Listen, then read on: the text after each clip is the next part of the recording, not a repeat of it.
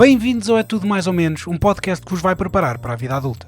Neste episódio vamos falar sobre poupanças e a nossa convidada é a Catarina Brandão da página Cat Poupança, onde dá truques e dicas que vos podem ajudar a poupar. Fiquem então com a nossa conversa com a Cat Poupança. Olá Catarina, obrigado por aceitares estar aqui um bocadinho à conversa connosco. Para começar, acho que se calhar falávamos um bocadinho sobre o teu projeto. Obrigada, em primeiro lugar, por este convite. Eu fiquei muito satisfeita quando recebi o vosso convite. Por isso, obrigada também a vocês por se terem lembrado de mim para vir aqui falar um bocadinho. Então, eu sou a Catarina, tenho 32 anos, fundei o Cat Poupança há 3 anos, no final de outubro de 2018. E criei o projeto de uma maneira muito descontraída. Começou como uma página de Instagram, onde eu ia partilhando umas dicas de poupança, porque achei que fazia falta. Não havia, assim, nenhuma página, havia poucas páginas, a falar sobre isso, e eu achei que tinha umas coisas para dizer. Sim. Tens algum background de economia? Ou... Não, de todo. Okay. Eu sou licenciada em Sociologia, nada a ver. Okay. Sempre gostei muito acho que a ligação ao projeto vem pelo facto de eu sempre ter gostado muito de escrever. Sempre tive blogs, projetos digitais, então achei que este podia ser mais um e aliei um tema que eu gostava muito, que era finanças pessoais e a gestão do meu dinheiro. Aliei isso ao digital que estava a crescer e queria ter assim algum hobby nos meus tempos livres e pronto, criei o projeto, comecei a partilhar algumas dicas no Instagram. E o projeto foi sempre crescendo de uma maneira muito orgânica, foi chegando gente, foram ficando, foram gostando, foram partilhando mais dicas, e a coisa foi crescendo muito e eu senti a necessidade de escrever ainda mais, portanto o Instagram limitava-me muito a escrita, senti a necessidade de escrever ainda mais e criei um site. Fiz o meu site no início de 2019, não, no início de 2020. E lá tem artigos muito mais completos também sobre poupança, sobre finanças pessoais, sobre crédito à habitação. Tenho recursos, tenho muitas sugestões de livros que as pessoas podem ler se quiserem começar a olhar de uma maneira diferente para o tema das finanças pessoais. Tenho sugestões de podcast, inclusivamente. Tenho sugestão de apps de gestão de finanças pessoais para o telemóvel. E pronto, é assim um lugarzinho onde há uma série de ferramentas para quem quer começar a gerir as finanças e aprender mais sobre gerir finanças. É ali aquele lugarzinho que eu criei. E pronto. E hoje no Instagram somos muitos e é uma comunidade incrível que eu gosto muito. E o projeto já consigo ter algum retorno com este projeto, que é bom. E pronto, mas o meu principal objetivo com isto é mesmo ajudar as pessoas e acrescentar valor e tirar dúvidas que possam existir sobre a gestão das finanças pessoais. E esse interesse pelas finanças pessoais é recente? Ou quando eras pequenina já tinhas um milheiro? Uhum. Já tinhas algum... Em pequenina não. Quando eu era mais pequena, era a minha mãe, que naquelas contas que os pais queriam, não é, para os filhos, guardava o dinheiro que me iam dando e pronto, e geria aquilo consoante o que ela achava ser o correto. Eu destruía tudo. Uma vez deram-me 13 contos nos anos e eu gastei numa esfinge da Lego. Muito bom. Eu só tive dinheiro na mão quando era mais crescida, vá. Mas sim, percebo as tuas prioridades nessa altura. Eu também nunca tive mesada, nunca tive... Uhum. Eu nunca tive muitas noções de gestão de recursos, porque os meus pais também não têm muito. Uhum. Então, só agora nos últimos tempos é que tenho tido mais noção de... Uhum. E tenho procurado alguns blogs e algumas páginas sobre dicas. Sim, é mesmo uma a gestão que nós temos, ou quando nos encontramos em dificuldades ou começamos a despertar por este interesse das finanças, o que temos para trás é muito os exemplos que vimos em casa. E pegando nisso, a minha mãe e o meu avô, que eram assim as pessoas de maior referência para mim, sempre tiveram uma gestão muito controlada do dinheiro, muito responsável, E, portanto, só bons exemplos. Exatamente. Que é o contrário dos meus, que são maus exemplos. Exato. Há sempre os opostos, não é? Há os bons exemplos em casa e os maus exemplos em casa. Mas depois também, agora com mais idade que tens certamente, começas a ter outro interesse e a começar a procurar por ti, e isso é ótimo. Portanto, contrariar aquilo que sempre vimos com novos comportamentos. Isso é ótimo. Portanto, esta disciplina com o dinheiro, para mim, já vem, lá está, com os exemplos que eu tive em casa, sempre de poupança e de não viver acima das possibilidades. Portanto, sempre me foram passados bons exemplos de gestão do dinheiro e de poupança. Eu tive essa educação ao contrário, que foi por ver as consequências das outras pessoas viverem mais descontroladas, é que eu vi, eu não quero isto para a minha vida, eu não quero este stress constante na minha vida. E agora que tenho andado a informar mais sobre este assunto, há vários temas, como por exemplo o fundo de emergência, que se calhar estás muito mais preparada para falar disso do que eu, se calhar entrávamos por aí. Sim, podemos entrar por aí. Esse é, assim, aquela poupança que eu recomendo que toda a gente tenha. Chama-se o fundo de emergência, parece assim uma coisa muito assustadora. É só para uma emergência, só não para é uma bem? Emergência. Há quem chame fundo de liberdade, fundo de felicidade, Pois, mas eu acho é aquelas coisas dos 8 domingos por semana. Depois também começa a ir por aí. Eu acho que, pronto, o nome é um bocadinho... Pronto, o importante é para que é que ele serve. E ele serve precisamente, e aqui, pronto, convenhamos, é mesmo para uma emergência, ou para um precalço, ou para qualquer coisa fora do normal que aconteça. Eu gosto, agora, antes não conseguia dar este exemplo, mas agora consigo, infelizmente, que é o exemplo da pandemia. Pronto, foi um imprevisto gigantesco, não é? Que aconteceu ao mundo inteiro, e que é o exemplo perfeito de que um imprevisto pode acontecer de um dia para o outro, e nós conseguimos safar-nos muito melhor desse imprevisto se estivermos protegidos, não é? E preparados. Uma almofadita, pronto. Neste caso atingiu ali mesmo no calcanhar daqueles que é as pessoas perderem os seus rendimentos de um momento para o outro. O desemprego, geralmente, quando as coisas correm bem, vem sempre com uma segurança para casa, mas há muitos casos em que de um momento para o outro ficas sem trabalho e depois, e como é que vais pagar as tuas contas? Portanto, foi o que aconteceu a muita gente. E este fundo de emergência permite ultrapassares um período assim com muito mais tranquilidade, porque tens ali um dinheiro guardado, e depois já podemos falar de meses que é suposto ter guardado. Tens ali um dinheiro guardado que podes ir buscar sem comprometer, sem te endividares, por exemplo, sem comprometeres o teu orçamento do mês. E eu falo na pandemia, que é um imprevisto gigantesco, como posso falar de um arranjo no carro, de um arranjo em casa, de um eletrodoméstico. Um problema de saúde, qualquer coisa que... Um problema de saúde, exatamente, de repente tens... Ou desemprego. Sim, desemprego. Um desemprego mais prolongado. Exatamente, muita gente, olha, o meu irmão tinha acabado de começar a trabalhar, felizmente ainda vivia com os meus pais, mas veio despedido e como ainda não trabalhava ao tempo suficiente, não teve direito ao subsídio de desemprego. E ficou meses e meses em casa sem trabalho, sem conseguir arranjar trabalho. E como é que ele, pronto, neste caso ele tinha, lá está a vir com a minha mãe, portanto não tinha muitas despesas, mas uma pessoa que não tem alguém que a consiga sustentar, fica, e houve muita gente, e ainda há muita gente a passar muito mal, porque precisamente não tinha uma almofadinha financeira para fazer face a estes imprevistos que acontecem. Portanto, eu acho que essa é a poupança mais importante que todos devemos fazer. E a partir do momento em que ela está feita, podemos partir para outras poupanças. E se calhar podemos falar mais de como é que se... Não como, mas o que é o fundo na prática. Há aquela coisa de pegar nas despesas do mês e multiplicar por 6 meses para termos ali 6 meses. Se bem que agora já se fala, se calhar um ano não é má ideia. Exato. Porque com isto da pandemia as coisas mudaram um bocadinho. Exatamente. Isso dos meses, eu acho que pelo menos 6 meses é seguro. Mas isso depois cada um acha, cada um há de decidir o que é confortável para si. Se calhar se eu trabalhar numa área da saúde, por exemplo, e se ficar sem emprego de um dia para o outro, se calhar se eu for enfermeira ou assim uma coisa, eu consigo arranjar trabalho rapidamente, não preciso de 6 meses. Exato.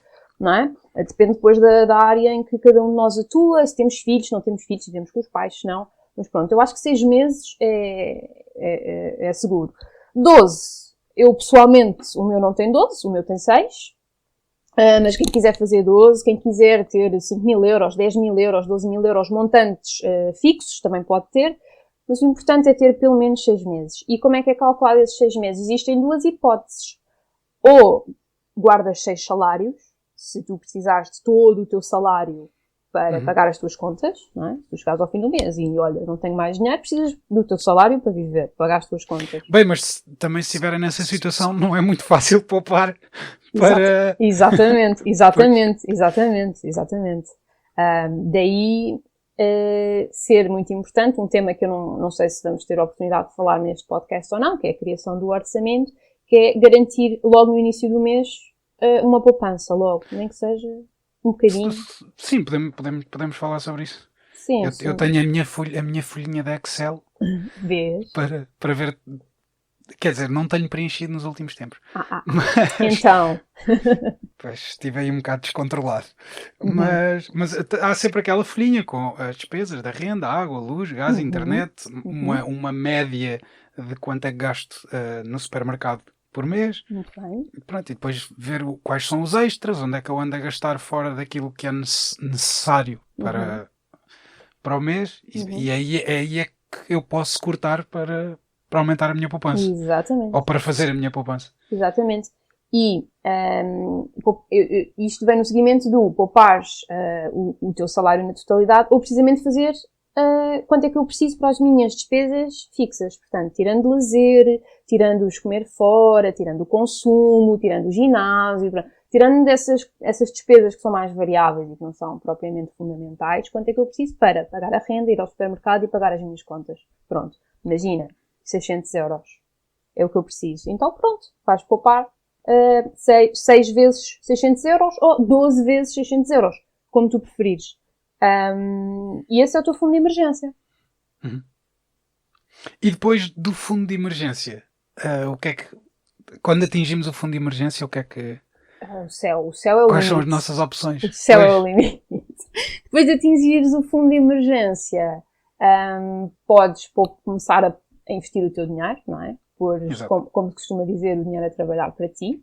E aí convém aprenderes mais sobre isso, compreenderes qual é que é o teu perfil de risco, compreenderes com que produtos te sentes mais ou menos confortável, para poderes rentabilizar o teu dinheiro, não é? O fundo de emergência deve estar num produto financeiro de fácil acesso, ou seja, um produto em que tu precisas do dinheiro amanhã. Uma conta poupança. Exatamente. Daquelas contas que estão ali só. Exato, a render pouco ou nada.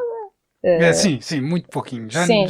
Aquilo é mesmo só para estar ali para não estar na conta corrente, para não ir desaparecendo. É mesmo isso. O fundo de emergência deve estar, assim, óbvio que há pessoas que se conseguem controlar super bem, que não lhes faz diferença nenhuma ter ali aquele valor. Se souberem que, por exemplo, para cima dos X, eu nem gosto de falar em valores porque depois as pessoas começam a ficar desmotivadas, não é? Cada pessoa tem o seu valor. Exatamente.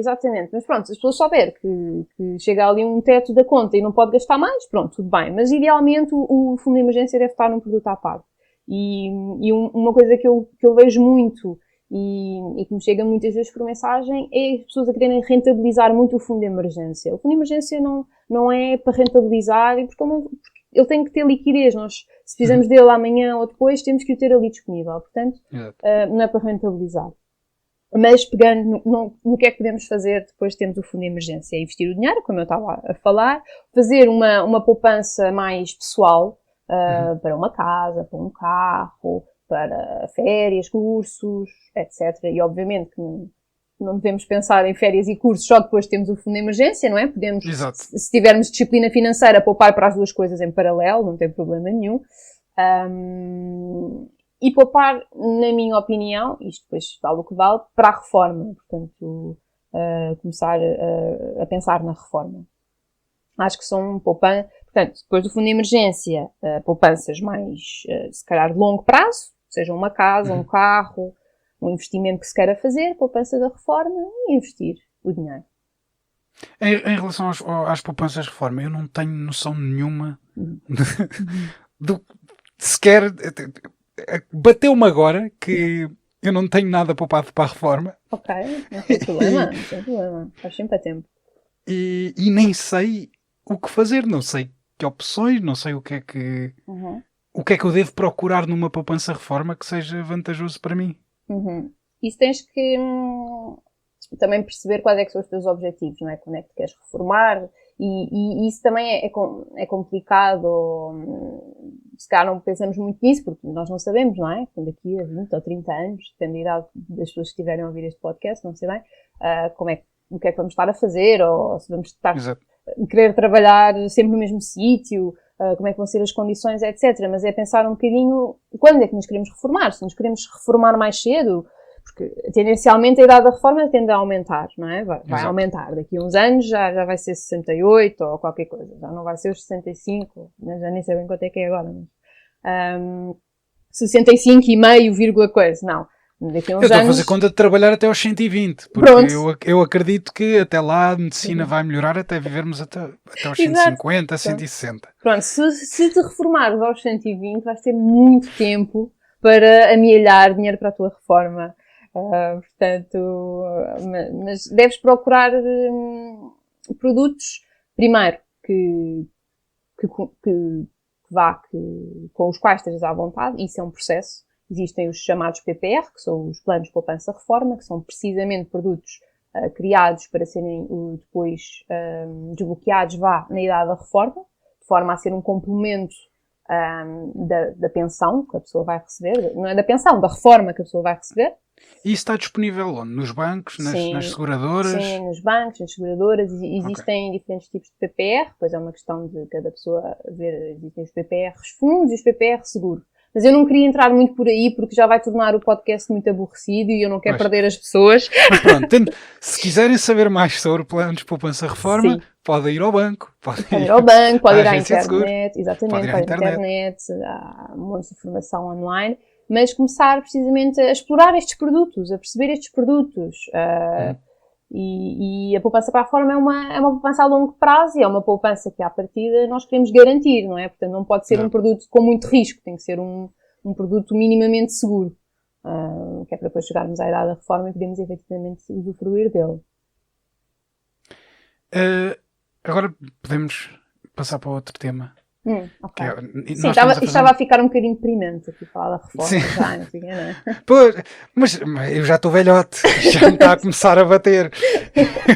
Está cada vez mais próximo. Vou fazer 34 daqui a 2 semanas e já me começa a doer aqui algumas coisas que não doíam. Pois. Já me custa acordar de manhã. Eu, por acaso, não sei se disse a minha idade no início do podcast, mas também, se não disse, não vou dizer agora. Portanto, olha, as pessoas, se quiserem, depois assim puxam para trás e ouvem. Se não, fica aqui na incógnita a minha idade. Pois, eu agora, cada vez que acordo de manhã, começo a pensar na poupança-reforma. Porque não falta muito. Mas agora vamos falar dos jovens. Dos jovens, exato. Bora. Na tua opinião, qual é a melhor idade ou qual é a melhor altura da vida para começar a poupar? Olha, é já. É agora. É agora. Se ainda não tem nada poupado, é agora mesmo que tem que começar. Acho que é fundamental começarmos ou aprendermos a gerir o nosso dinheiro mais cedo possível, não é? Para depois, precisamente, conseguirmos fazer como tu, que é contrariar aqueles maus exemplos que vemos em casa de gestão, não é? Financeira. Por isso acho que assim que um jovem, que alguém comece a ter o seu rendimento, é começar a incutir o hábito da poupança, porque quanto mais cedo, melhor. Quanto mais cedo tiver o hábito incutido, mais cedo conseguem fazer o seu fundo de emergência, nem que seja aos 15 anos já tem o seu fundo de emergência criado. Pois, e é muito difícil, porque a cultura do consumismo vai contra a corrente de poupar. A ideia é comprar aquela roupa, comprar aquelas sapatilhas, comprar aquele telemóvel novo. Exatamente. Sim. Eu percebo que seja muito difícil porque socialmente o consumo faz parte de algumas dinâmicas entre pessoas. Sim. E queremos mostrar, não é? Ou seja, quando nós dois temos uma idade próxima, pronto, quando começámos a trabalhar ou quando começámos a ter o nosso dinheiro, não havia as redes sociais, não havia esta exposição toda. Pronto, não havia... E mesmo assim sofríamos um bocado com isso. Sim. Porque havia o miúdo da turma que tinha a roupa toda de marca e depois... E tu ali com os ténis rotos e tal, não é? Yeah. Sim. Eu, por acaso, sapatilhas sempre foram... Porque... Era aquela peça... eu não queria entrar por aqui. Não, pronto. Eu tinha sempre sapatilhas de marca porque eu precisava de algum nível, mesmo por saúde do pé. Ótimo. Então ainda bem que os teus pais tinham a capacidade de te dar boas sapatilhas. Mais ou menos. Pronto. Mas... Então deixamos esta conversa para depois. Exato.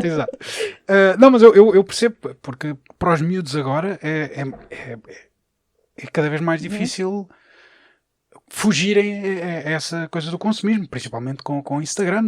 A cultura do Instagram trouxe, para além de ter coisas boas, como páginas que ensinam a poupar, exatamente, tem uma grande maioria de páginas que incentivam ao consumo. Exatamente.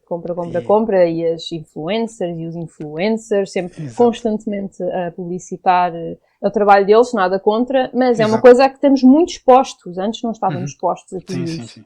Sim. Porque antigamente nós tínhamos a publicidade nos produtos que consumíamos, tínhamos um product placement num filme assim muito escondido.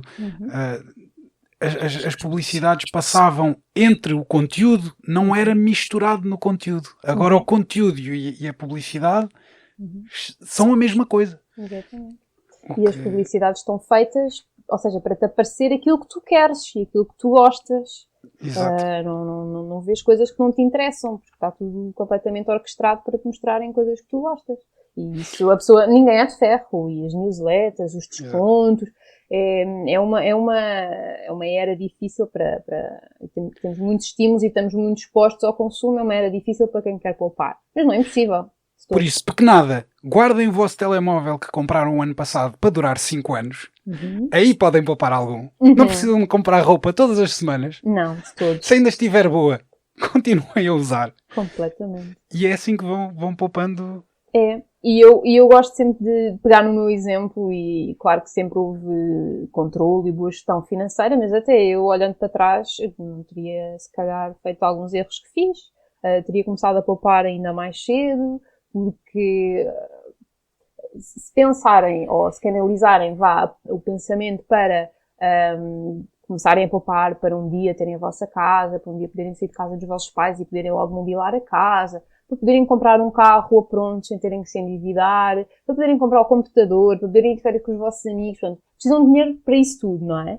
E se canalizarem o pensamento para este tipo de coisas que querem, coisas que realmente são, na minha ótica, um bocadinho mais importantes ou relevantes que as roupas e os iPhones e essas coisas todas, se canalizarem o pensamento para este tipo de conquistas que acrescentam muito mais valor e muito mais realização, acho que fica mais fácil. E lá está. Há coisas que perdem valor muito depressa. Um telemóvel perde muito valor muito rápido. E muitos destes novos... Também engasguei. Muitos destes novos produtos que agora consumimos são produtos com muito pouca vida.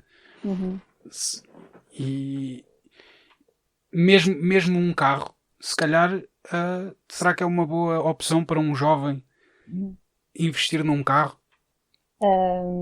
Olha, eu gostava logo de dizer que carro não é investimento. Carro só é investimento se trouxer algum tipo de retorno ao jovem. Agora há várias plataformas que dá para... Exatamente. Isso sim é um retorno. Isso é um investimento. É um investimento, exato. Mas aí o carro tinha que já estar pago, tinha que pagar a gasolina, tinha que pagar os impostos, o seguro e tudo, e trazer algum retorno. Isso sim é um investimento. Pronto. Isto agora foi um erro que eu cometi, que é um erro que muita gente comete. Completamente. E ainda bem que o cometeste, que assim dá para explicar que carro não é investimento. Eu vou investir num carro. Não. Não. Carro só tira dinheiro do bolso. E tu, se tens carro, sabes perfeitamente isso, não é? O carro é quase... Já tive. Agora não tenho. E vejo o dinheiro que me calha no bolso. Não é? É. Eu tenho uma amiga que diz que o carro é mais uma pessoa a comer à mesa. E eu concordo a 100%. Pronto, mas eu também tenho a sorte de não precisar do carro para ir trabalhar. em algumas zonas de Portugal. Tipo, eu antigamente tinha carro porque precisava mesmo do carro para ir trabalhar, porque para onde eu ia não havia transportes e era um bocado longe de onde eu vivia. Mas sim, Mas mas lá está. Para um jovem que, por exemplo, precisa do carro para ir trabalhar, obviamente que sim, se lhe vai poupar tempo, dinheiro em algum dos casos, mas o tempo acima de tudo. Depois também é o que é que valorizamos mais, não é? Se é o nosso dinheiro, se é o nosso tempo. Mas se fizermos uma compra responsável de um carro, pode-nos dar muito jeito. Seja mesmo para a faculdade, para as aulas, para o trabalho, buscar ou apoiar um bocadinho mais a família.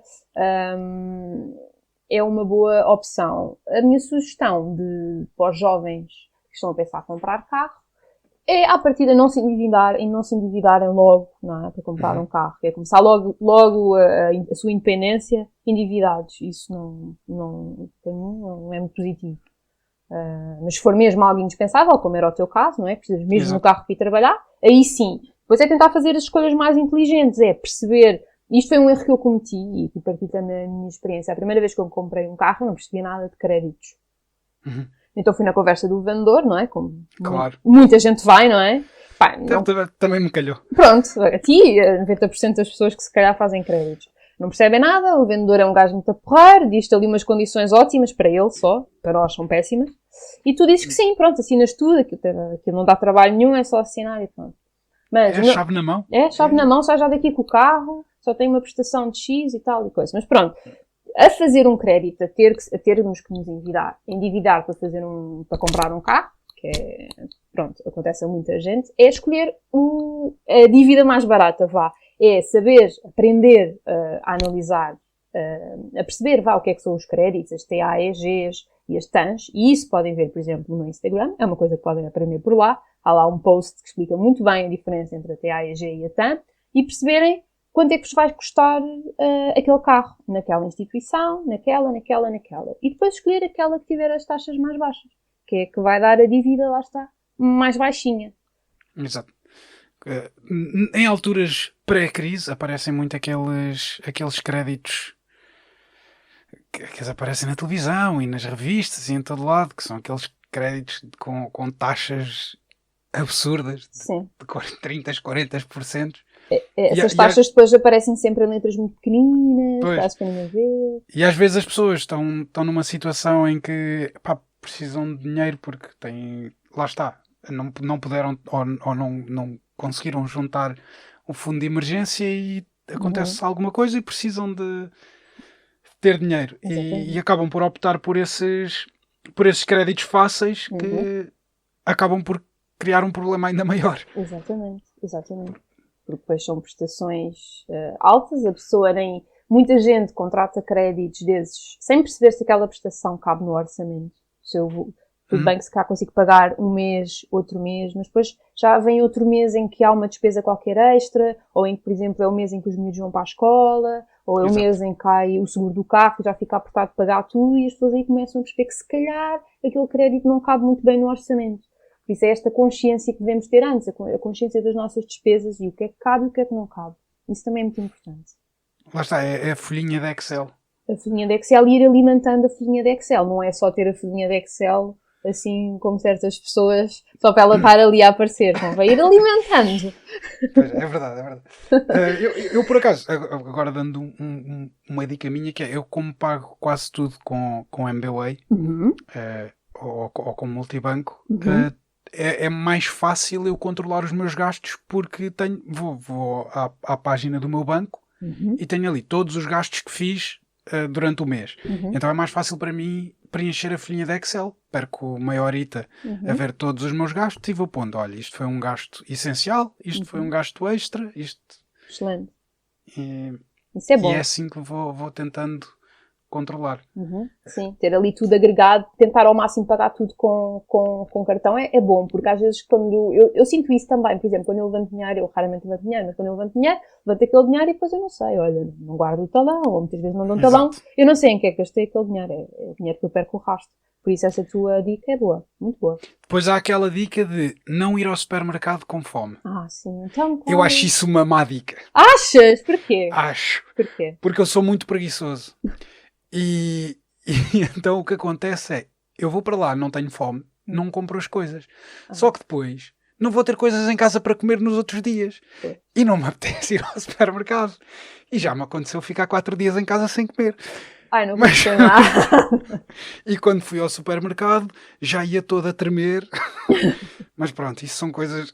São coisas que são mais práticas. Não, mas por um lado, pronto, por um lado poupaste, quer no supermercado, quer em takeaway, mas muito pouca gente que não tem nada para comer em casa faz como tu e fica sem comer. As pessoas encomendam comida. Isto foi quando eu me mudei para a Áustria e então eu não dominava a língua, então eu nem conseguia mandar vir takeaway. Não havia aplicações de mandar vir, eu tinha que falar com alguém. Okay. Então, mas ficaste mesmo 4 dias sem comer, estás a brincar, não é? Tinha uma taça de gelado em casa. Foi o que eu comi. Estive a jogar Half-Life 2 e ia comer taça de gelado. Ok, também não te mexeste muito, então, gasto energético não foi muito. Estive ali só deitado. Ok. Pronto. Mais dicas de poupança? Siga o Bruno. Poupei muito nesses dias. Nesses dias não gastei nada. Exato. Mas se calhar tu tens mais dicas para dar ao pessoal do que eu. Porque, na verdade... Também tens boas dicas, já deste 2 dicas boas. Esta última não sei, também pondo na balança, não sei bem assim, para a saúde, o que é que foi melhor, se foi poupar, se foi coisa, mas pronto. Tenho muitas dicas. A primeira dica que eu posso dar é para começarem a seguir a minha página lá. Sabe, isso é bom plug. Yeah. Eu sou muito mau a fazer plugs às pessoas, mas sim. Seguirem a minha página, vão lá, tem lá muitas dicas de poupança. Qual é o handle da página? É cat.poupança. Poupanca, vá. Sem pois. Depois, dicas de poupança. Eu começo sempre por dizer que é fundamental ter, lá está, o orçamento, que nós já falámos aqui, e ainda bem que tivemos aqui um espacinho para falar disso, que é ter as coisas num sítio, arranjar um Excel, uma aplicação, mesmo um caderno. Um caderno, exato, uma folha, uma caneta, um cadernozinho onde tem lá tudo, só para perceber quanto dinheiro é que vocês recebem, que é importantíssimo saberem quanto dinheiro recebem, e quanto dinheiro gastam nas vossas despesas essenciais, quanto é que sobra, depois dessas despesas todas, quanto é que sobra para pouparem e fazendo aqui dica dentro de dica, mas esta é aquela dica que para mim é a mais importante de todas, é pouparem logo no início do mês. Esta para mim é a melhor dica de poupança de todas. Sim, pegar naquele dinheiro e pô-lo logo de parte. No início do mês, logo o ordenado cai, pumbas, vocês têm as transferências automáticas, outra boa dica, transferência automática, dia 1, dia 2, como quiserem, para a conta poupança, para uma conta noutro banco, onde vocês quiserem, de um valor que vocês já perceberam qual é que é um valor confortável para pouparem no início, e pronto, e está despachado. O resto do dinheiro, vocês podem gastar, como quiserem. Sim, porque também é importante não estarem a poupar tudo sempre e não gastar nada, porque então, depois a médio prazo isso vai correr mal. Sim. E o dinheiro também serve para a gente o gastar. Então se a gente se mata a trabalhar, horas e horas a trabalhar, não é só para pagar contas e poupar, não. Devemos gastá-lo em coisas que nos acrescentem valor e que gostemos de fazer. Jantar fora, comprar uma coisinha ou outra. Eu gosto imenso de jantar fora. Pronto, eu gosto de gastar o meu dinheiro. É onde eu gasto mais, na verdade. Pois. São coisas que eu gosto de fazer, que me dão prazer e pronto, e gasto. Mais dicas de poupança. Agora não tenho nenhuma. Podes pensar que eu depois corto e meto a seguir como se tivesses... Não, obrigada por teres interrompido, que eu assim já me lembrei aqui de mais uma ou outra. Excelente.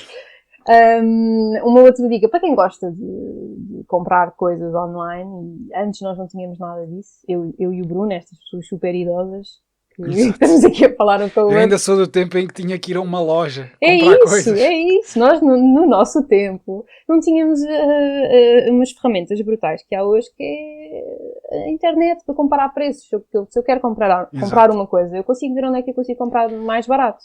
Eu antigamente tinha que ir às lojas ver, queria comprar um rato novo para o computador, gastava o dinheiro o dinheiro que eu poupava a comprar no sítio mais barato, gastava em gasolina a andar de um lado para o outro. Exatamente.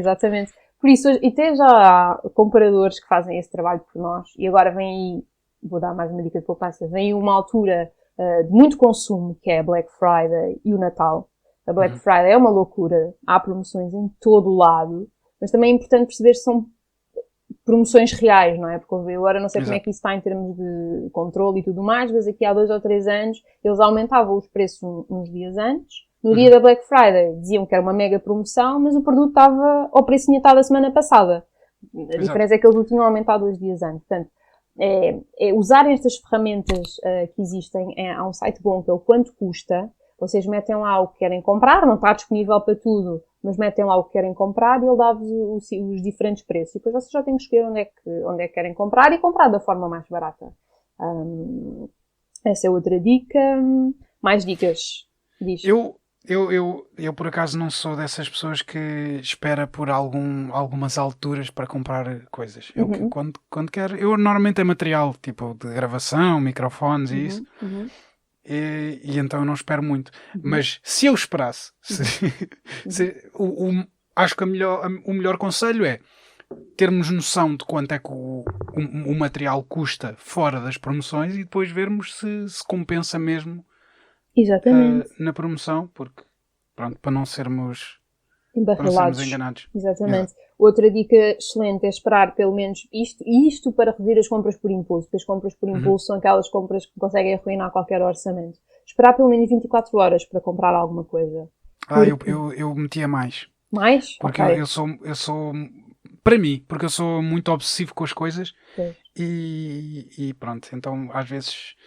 Mas sentes que precisas sempre de comprar tudo aquilo que compras? Não, porque imagina, tu podes ter interesses ou quereres comprar uma coisa muito específica, mas é uma coisa que tu queres mesmo e precisas mesmo de comprar e isso ser esporádico ou isso estar constantemente a acontecer, não é? Tu queres sempre comprar tudo aquilo que queres. Não, é raro. Mas as coisas que eu compro normalmente são muito caras. Por isso é que é raro. Pois. Mas acontece-me eu ficar naquela de dava-me jeito agora para fazer uma cena, para fazer um trabalho ou alguma coisa. Trabalho que não é rentável, mas um projeto qualquer. Dava-me jeito ou um microfone destes, ou esta câmara, ou uma coisa assim. E às vezes, depois de comprar, fico naquela de se calhar havia uma melhor opção. Mas pronto, depois também vem com aquela coisa o remorso do comprador, não sei se é sim, mas isso imagina, tu compras não esperas o tempo, não analisas bem a compra que queres fazer. Não esperas às vezes analiso, é mais naquilo, analisei tanto que depois de comprar começo a ver as vantagens de outras opções e se calhar tinha sido melhor. E pronto. Então, mas olha, uma outra dica excelente para esses casos é, então se achas que não foi assim uma boa compra ou se não vais dar tanto uso como pensavas, vende. Pronto. Exato. Para ficar encostado em casa, usares uma vez por ano ou menos que isso, não. Então vende, olha, vai recuperar algum do teu dinheiro. As plataformas online de vendas. Então já há tantas hoje em dia, ou mesmo alugar, há umas plataformas agora em que podes alugar os teus equipamentos. Pois, isso também é uma boa dica para pessoal como eu, que muito deste material só experimentando é que nós sabemos se é aquilo que queremos ou não. Então se calhar alugar em vez de comprar logo, por exemplo, seria uma boa opção para microfones, eu já gastei tanto dinheiro em microfones que não uso. Ou câmaras que às vezes eu não, mas pronto, tu por exemplo que precisas só para um trabalho ou outro, ou uma malta assim mais do audiovisual, uma câmara ou coisa, aluguem em vez de comprar ou mesmo experimentar para ver se é mesmo uma boa opção, também é uma boa dica. Ou arranjar alguém que tenha uma igual, ou há várias. Exatamente. Mais dicas de poupança no supermercado, por exemplo, há muitas dicas de poupança no supermercado. Uma delas é ir com uma lista de saber o que é que vamos comprar, não é? Por exemplo, quando vou para o supermercado sem lista, não fico vir uma barata tonta, não sei bem o que é que tenho que comprar. Então, pronto, com a listinha sei o que é que tenho em casa, o que é que não tenho, o que é que preciso e faço compras só daquilo que eu preciso. Não ir ao supermercado com fome, não é? Isso também é outra, para não cedermos, porque já é fácil. Evitar a prateleira dos brinquedos. Evitar, se tiverem filhos, ir ao supermercado com os filhos. Com os filhos, exato. Depois eles querem tudo. Não é à toa que a secção dos brinquedos está logo à entrada. Então, claro, claro. Está tudo estudado. No supermercado, tudo está estudado. As promoções estão sempre... As coisas inúteis que nós não precisamos estão sempre naqueles corredores do meio onde temos mesmo que passar. Exato. Portanto, lá está. Temos uma indústria inteira, que é a indústria do marketing, a tentar com que nós não poupemos. Exatamente. Mas eles não te vão ajudar. Às vezes nem com as promoções te ajudam, porque eles fazem promoções e depois outra dica de poupança é cancelar as newsletters. Pá, fica só com as newsletters de lojas que tu realmente compras com frequência. Estares todos os dias a ser bombardeado com newsletters no e-mail de poupa aqui, promoção, só hoje, próximas 48 horas, isso é mesmo pôr à prova os mais fortes, ou arranjar um e-mail só para essas coisas. E agora, mais ou menos ligado com isso, ter cuidado com as subscrições, aquela subscrição gratuita do primeiro mês, que depois, a partir do segundo mês, já está a contar. Exatamente. Ou as subscrições anuais que renovam automaticamente. Isso é péssimo. Ainda não tinha um colega meu do trabalho, estava-me a falar disso. Que tinha esquecido de cancelar uma subscrição qualquer e aquilo caiu-lhe anual, o pagamento anual, ele já não queria aquilo. E pôr os lembretes sempre para essas subscrições também. Bem, eu acho que ficamos por aqui. Se quiserem mais dicas, podem passar pelo Instagram da Cat ou do site também. Sim, podem ir ao Instagram, tem lá o link para o site, mas o site é www.catpoupança.pt. Exato. Então, mais uma vez obrigado por estares aqui à conversa connosco. Obrigada pelo convite também. Gostei muito deste bocadinho. Eu também. E vamos ver se eu consigo poupar mais um bocadinho. E vocês aí desse lado também. Espero que tenha sido útil e que melhorem as vossas poupanças.